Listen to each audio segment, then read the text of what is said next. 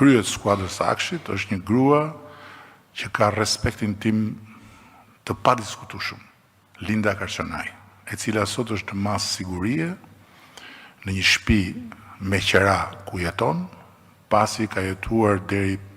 pak vite më parë në shtëpinë që dikur ishte e prindërve. Deklarata e kryeministrit Edi Rama pak kohë më parë, ku ai doli në mbrojtje ish drejtoreshës së Akshit, Mirlinda Karçanaj, duke pretenduar se ajo jeton në një shtëpi me qira, ka rënë ndesh me faktet zyrtare të siguruara nga verifikimet e fundit, ndërsa kreu i qeverisë u përpoq të krijonte imazhin e një zyrtareje modeste që nuk ka përfituar nga posti i saj. Të dhëvat e siguruara nga ILDKPI tregojnë një realitet krejt tjetër pasuror. Karçanaj, e cila aktualisht ndodhet nën masën e arrestit në shtëpi për shkak të hetimeve të SPAK mbi një grup të strukturuar kriminal dhe shkelje të barazisë në tendera, rezulton se zotron një portofol pronash të paluajtshme që përfshin 4 apartamente dhe një sipërfaqe të konsiderueshme toke. Sipas analizës së deklaratave të saj pasurore gjatë 2 dekadave të fundit, rritja e pronave të saj ka qenë sistematike dhe mjaft e dukshme, sidomos pas marrjes së detyrës në krye të Agjencisë Kombëtare të Shoqërisë së Informacionit në vitin 2013.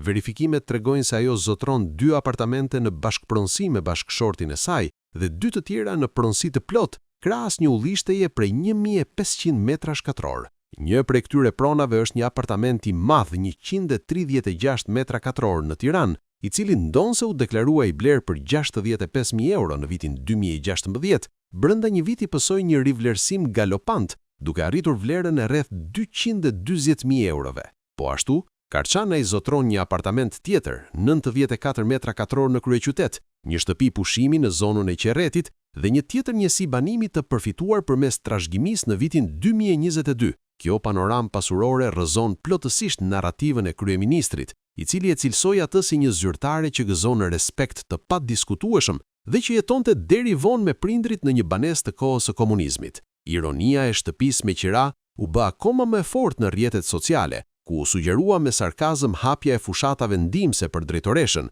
ndërkohë që dosja e SPAK prej 206 faqesh përshkruan një skem të mirë organizuar zhvatjeje të qindra milion eurove nga tenderat publik.